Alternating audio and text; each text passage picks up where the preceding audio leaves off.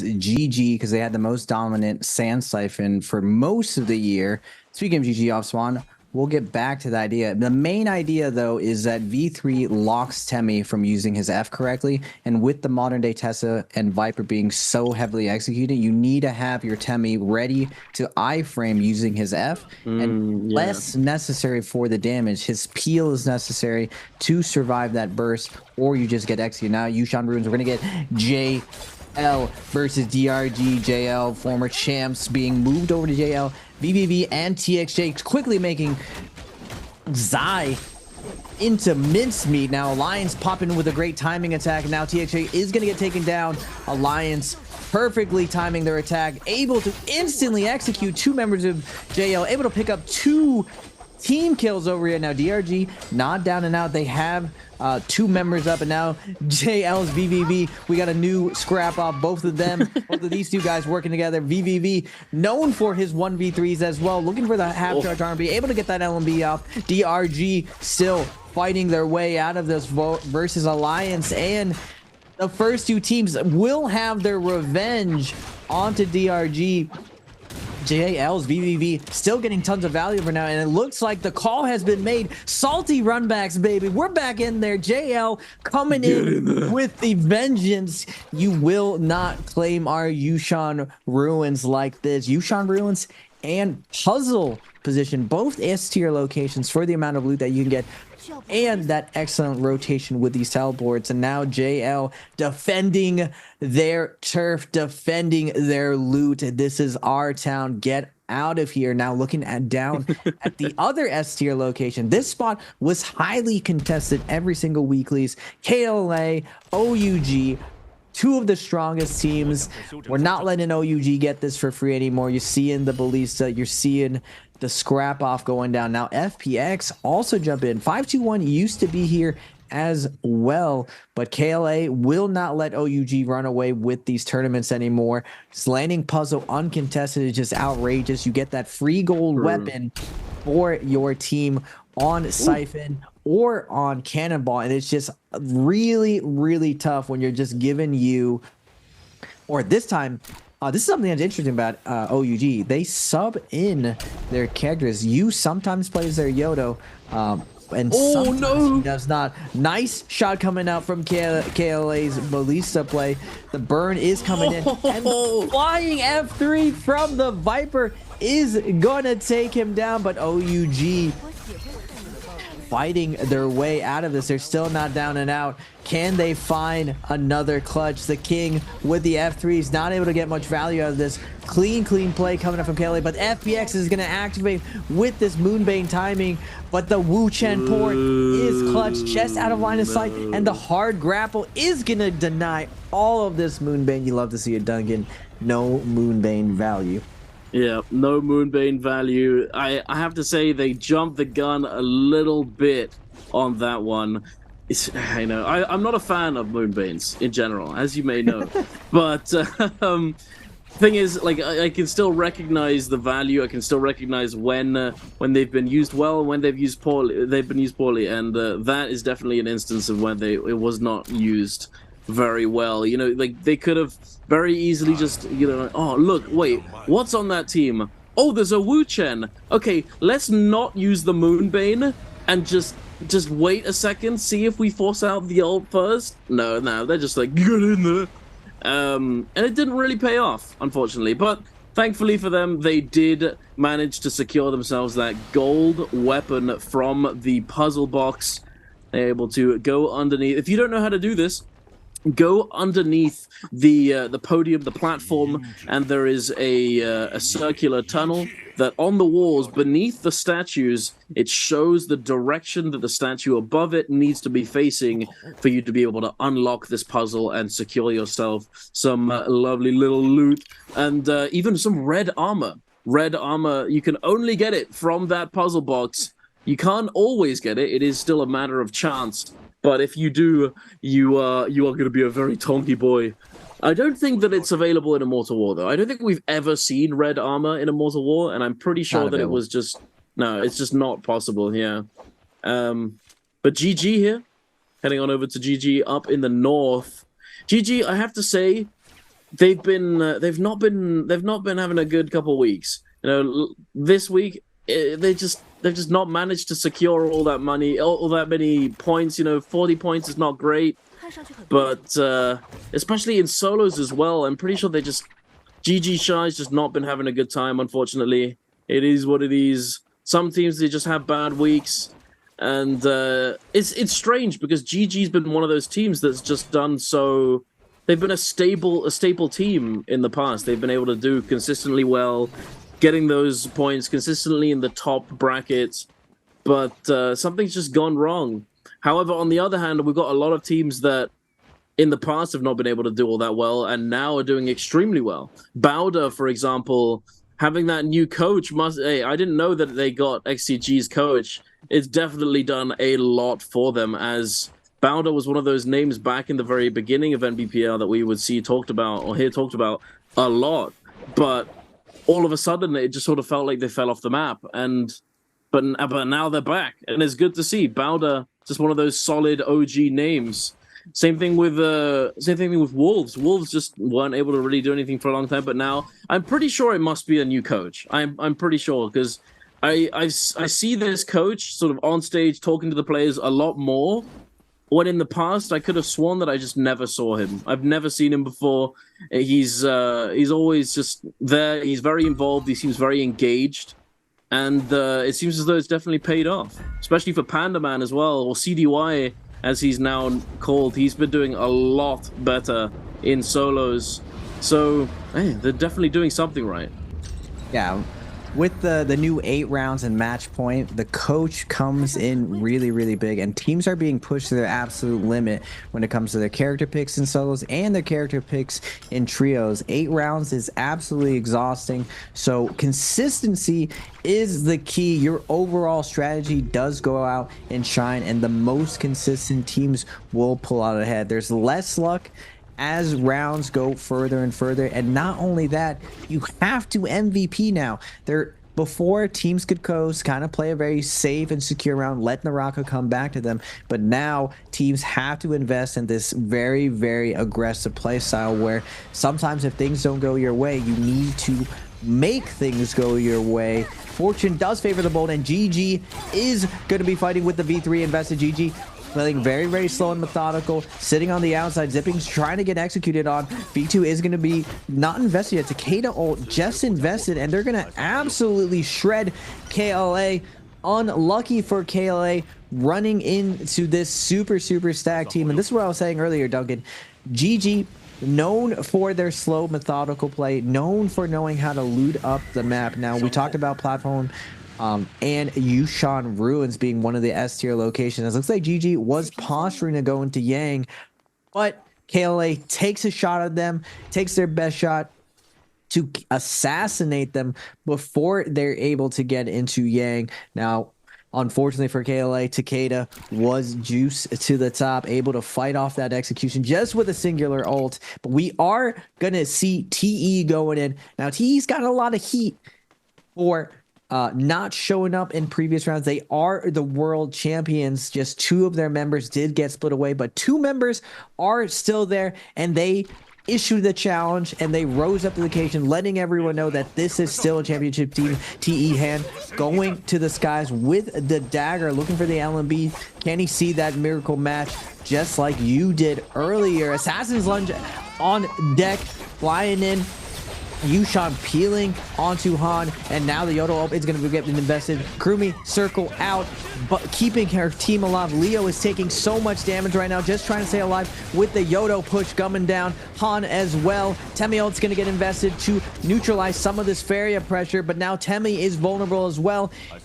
But one player is taken down by DRG. Great play from TE with the perfect ult rotation, able to pick up the skill, but it's still not over yet. Yushan still has a little bit of fight left in him, but TE Han with the LMB looking to get that Assassin's Love activated, but no more Transformers for DRG. The beginning of the end is upon us. TE chasing down Wuxian, but he's trying to stall it out. Can he get the stall out? 40 seconds is pretty ambitious. Dreadful Whale is out on with the F1, trying to get that slam down, but TE looking surgical out here. Great play from Leo. Kurumi, so hard to play in this modern day Naraka meta. The cannonball of the Faria, of the Yodo shove, pushing TE in and out. It's like being in a washing machine, but Kurumi perfectly keeps her team alive, and TE is going to come out on top. Another adjustment. We saw week 1, Cannonball fall short to Samso. In week 2, Cannonball shows up and absolutely dominates. What will we get this week 3, Duncan? Well, I mean, we've already gotten something reasonably caliente from Wolves and JJH. Caliente. Muy fuego. Very fun. Yes, muy spicy. Fuego. Muy caliente, hombre.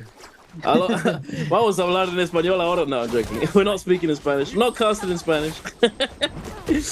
I can't imagine casting in Spanish, though. That'd be kind of crazy. I don't think I'd be able to manage it. My Spanish is good, but it's not that good. However, DRG, we're going back into the action. Both Yoto ults now online. DRG up against JL. TXJ definitely won out in this sort of Yoto ult fight. Well, we're going to see the Faria mech come out now. All of these, they're trying to find some openings, but it's just going back and forth. Nothing is really happening here. WFZ, though, I'm not sure if he's going to be able to get all that much value out of this Faria mech, considering that he has to find the time to heal before he gets brought out of it. But the thing is, I feel like both of these teams are in for a nasty surprise, a rude awakening. GG, CJS, crouch walking up behind them, sneaky, and he's coming in, he's unleashed.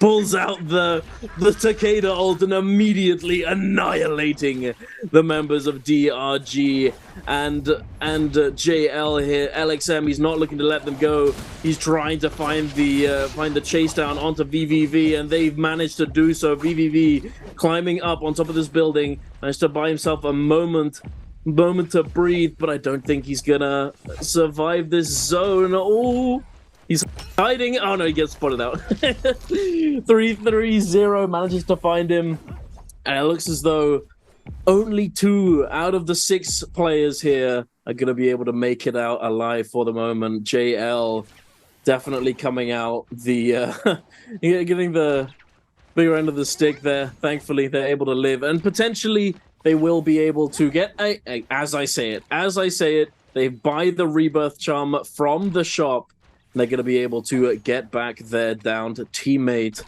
But thankfully for JL, they are still in this game. Wolves, I'm curious as to where they are right now and how it's going for them. Also, one thing to note, unfortunately, as expected, WBG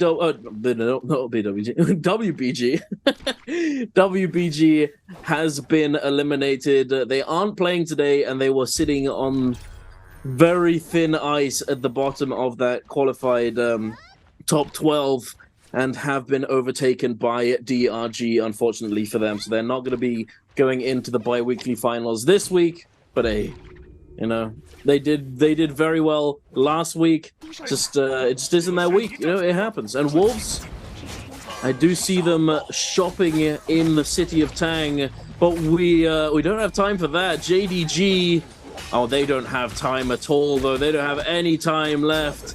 The Yang depletion forcing them into an engagement against FPX here, and they just get taken down quietly into the night. FPX very happy, picking up 3 eliminations, but they are sitting on that blue armor.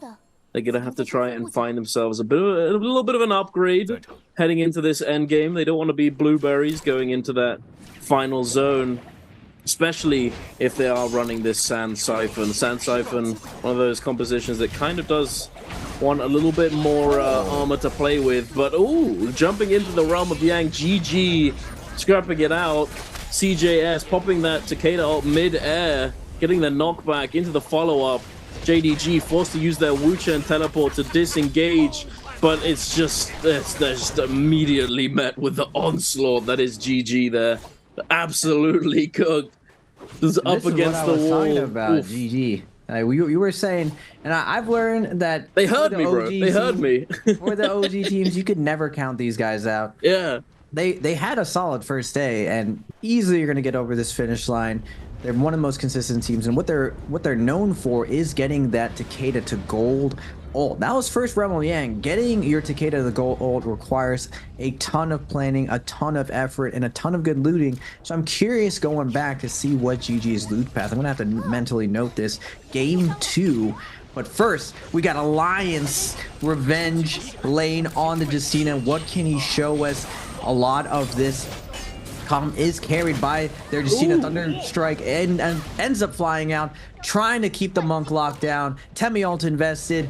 Justina perfectly going straight up, getting out of this situation. Now JJH has the offensive revenge with the Yoda ult, just trying to create some space, and now Flames going into mech.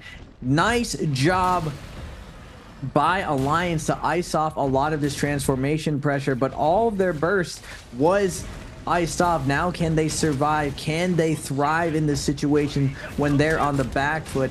They're Yushan coming into a little bit late. Monk detransforming. He needs to be able to hold down this Monk. Now it's JJH's turn. They have the defensive Godley does get slammed in midair. 1 HP situation. Nice slam coming out from Alliance Bow. The Yushan doing the work, confirming the kills. That mid-air slam, really difficult to land. Alliance now has them against the ropes, but they are going to lose one of them. It's a 2v2 situation. Flames on the Temi, buying some time for his teammates to make some plays. Alliance Bow really low as well. Can JJH bring this back? The momentum's going back and forth. The drama is unfolding. Good scale rush coming out. Now Bow in a last focus attack situation. Both of them in a last focus attack situation. The focus slide's coming out with the crouching LB, is going to secure it. 2v1 situation, but focus slide 2 OP, unlosable neutral, as Brostovis calls it, a teammate of Alliance. That focus slide into crouching LB on Pulsar, just doing massive damage, securing the win. Alliance is gonna take that second realm of Yang. Very nicely done from them. But yeah, as you said, focus slide, unlosable neutral, just does so much. If you don't know what focus slide is, it is a Jade that is only available in team modes. It used to be in solos, but they removed it because it was just too strong. But it's still in team modes, and it essentially gives your slide blue focus, so you can slide into somebody and knock them up. It's not parryable. You can blue focus into them, and you can potentially stop them, but it's just one of those things that's really hard to avoid at times, especially in chaotic situations in trios. And one of the best things to use alongside it is a pulse sword or a great sword. You just get that slide and immediately go into a slide horizontal. It's free damage. It's so strong. And I don't know. It's just one of those Jades. It's kind of like It just comes out of nowhere. Sometimes you're just not expecting it, and you just get absolutely cooked. Alliance putting it to good use here. Absolutely. We've got a team. Oh, they're going to be rezzing here. It looks as though they might have spotted out Alliance that are close by. And there it is, the Yang depletion situation that we talked about. The desperation. You can smell it. At this point in the game, there are plenty of teams that sort of sitting a little bit back and just waiting to see if one of these Yang depletion teams goes full ooga booga and just tries to run down a team, as quite frankly that's just what they have to do, especially on this new patch that we're not actually playing on just yet, but it's sort of magnified in the next patch that we're going to be playing on next week. But both monks, the monk on monk, Godley taking a bit of damage initially, gets the jump up onto this platform here, gets a grab as well. ZK, he's in the hand, he does get slammed out.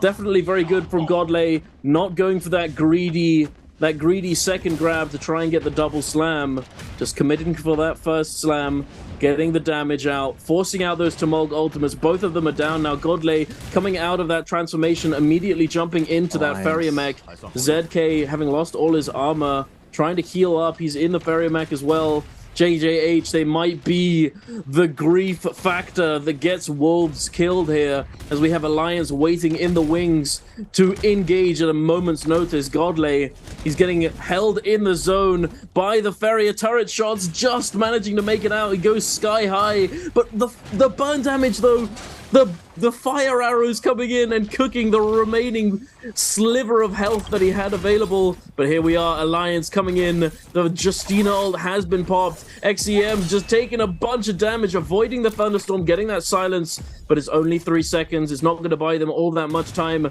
Having already lost a member, Wolves is on the run. ZK, he's trying to get out of there. A bit of a movement error there. Does an R&B slam to the ground. But he may have broken ankles here. JJH, they're confused. Flames still going. Oh, Moran finds him in the building. ZK on that white armor. Not very much effective health to play with. Unfortunately, he does get caught by the RMB, but immediately goes into the sky. The F3 coming in, though. XEM has come in to try and protect his teammate, but unable to do so before he gets taken down. But he does win the 1v1 in the end, clutching it up for his team. But unfortunately, he's not going to be able to go for that res just yet. He might be able to do so after he's healed up, but that zone 4 does a lot of damage. The anti-heal does so much. He's not able to do it just yet, but KLA as well going to pick up that kill onto Alliance Revenge. It looks as though 2 members of Alliance got taken down as well. They may have jumped the gun a little bit. This third party has gone awry for them as KLA able to come in, and the third party, they're on the chase though. They found XEM on that Ferrier, trying to disengage, immediately running over to the other teams, trying to run them into each other. Go QGG going for that ambitious uppercut. Oh my, see, that's what I'm talking about. That's what we're talking about. The focus slide gets the horizontal, immediately slide LMB just destroys him. Sliding LMB coming off KLA. We got the third party, we got the fourth party, we got a Naraka festival going down with the amount of Viper attacks just coming in non-stop. That attack on Titan, still to this day, we're still finding the Titans ulting. We're still finding these kills going down. Even though the Viper slightly changes, the same strategy still exists, the hit and run style, picking off these Titans in their mid game. Unfortunately for JJH and Wolves, the only 2 Monk teams, they find a way to grief each other, so we will not be seeing that same Sandmech going to these end games. And that's what I was saying, game 1, a lot of these teams not firing in all cylinders, a lot of the Viper teams not able to break the slow defenses. But as some of these teams open up, as some of these sand siphons try to make things happen going into that mid-game transitional periods with the Yang depletion situations, we're seeing the Vipers converting on those fights. Every risk is super risky in the modern day Naraka. You have to really calculate your positions, and we're seeing GG navigate this perfectly, able to get their Takeda CJS to that gold Takeda ult, and having that nice big cannon. Oof, going into this end game, a lot of Sand Siphon, all of their offense runs through their Takeda, similar to how in the mid game Vipers go around, they're looking for you to commit your ultimates. The second any of these Sand Siphons, their Takeda sees you invest ults, they will be diving in to come in, clear you up with their singular Takeda ult, eating up those soul balloons. We're seeing TE in this mid game perfectly getting lucky with this position and grabbing that gold armor for their Takeda. One of the new additions this season, Duncan, is this 80% Moonbane, I like to call it. It kind of forces everyone to the edge zone, so you can't really hold the best position in the middle. You can't sit there. Would you say the middle is the best position? Because if you're in the middle and surrounded, depends on each location. True, yeah. I would say the middle is a low-key spot. Free gatekeeping being opened up. FPX actually in the first J-Cup showing why in the middle it ends up being one of the safest, because most of the teams on the edge aren't actually looking in. They're looking to their left, they're looking to their right, so the middle ends up taking the least amount of pressure. As long as you have some type of hard cover where you can ISO and look back out to the edge, the middle ends up being a very safe location. But this 80% Moonbane pushes everyone to the edge here, so you end up having to play this end game where you have to find the best position, transitioning to this first Moonbane so you don't get forced out by these range attacks. The name of the game here is holding on to your ultimates and forcing people to ult first. Now, in one of these really great positions, we're seeing the scale rushes coming out from the pole sword, coming out big, and the assassination coming out. Great pickoff from KLA's QGG with the scale rush, an absolute devastating attack. That scale rush confirming into the RMB, and we see the EWG in the house just holding their ground, trying to stay out of sight, out of mind. The cannon shots ringing in from OUG, but it doesn't matter. The attacks coming out with it. We lose our Viper, but we keep our team alive. Now transitioning to this end game. Really interesting stuff. We got a no ult zone end game, Duncan. Who do you think is going to take it? It's kind of difficult to say at this point. The chaos has started to ensue, and every team is scrapping it out. Wait, what? Sorry. We're going with GG. They had 12 You're going with kills. GG? I mean, GG, they are pretty... Closers, baby. They're closers, baby. But they know to seal the deal for these end games. But look at FPX here. They have a really good position. They're up on the high ground there. Although ultimate high ground isn't necessarily just the win condition that gets you these wins, it is super valuable if you can play around it effectively. OUG, not in the worst position. They're trying to find these eliminations in this endgame, as they've not really managed to find all that many leading up to it. EWG lurking in that house. The Viper ult has been popped. OUG is going to get staggered momentarily, but that Yoto ult is going to be pulled out immediately. Tessa ult has been locked onto OUG the King and SS here. I'm not sure if they're going to be able to capitalize. Oh no! VVV drops down. The King just surviving, just avoiding it. SS taking damage from the armor pierce though, and TELYD is gonna pick up an elimination onto SS. Beautifully done. The armor pierce doing work there. But look at FPX, they're just sitting pretty. They're just raining range projectiles down onto the other side of the zone. I think they might have found themselves that god spot for the moment. KLA and OUG as well losing members. JLVVV managing to find that elimination. The armor pierce again though doing work. VVV taking a bunch of damage, but the soul bloom is going to top him back up. EWG 9 over there in the back eating a bunch of damage, getting locked down, and FPX managing to pick up the kill. Just coming in for a moment and then immediately disengaging, heading on back to their spot, to their little home over there. OUG the King, a sliver of HP as well. TE Leo going to be able to pick him up. CJS in the sky, trying to stay in the air, but they've lost a member. So GG, even though they do have 12 eliminations, they've lost a teammate. And Dongxing, he's about to get oogly. He's getting in there, popping that F1, the staff out. He manages to get that confirmation onto Han. Han goes down. Dongking, he does get hit by this parry follow-up. And unfortunately, the 3-ban zone is still active. They're trying to buy some time, I believe, to... I mean, they can't use their ults. Nobody can do anything, really. It's just neutral play at this point. They're just trying to stay together. EWG 14 does get taken down by Dongxing. The jabbing doing so much. CXZ running straight into the corner here. Also getting picked up. FPX doing work in this lobby. They were able to buy so much time leading up to this point. They have all 3 members alive.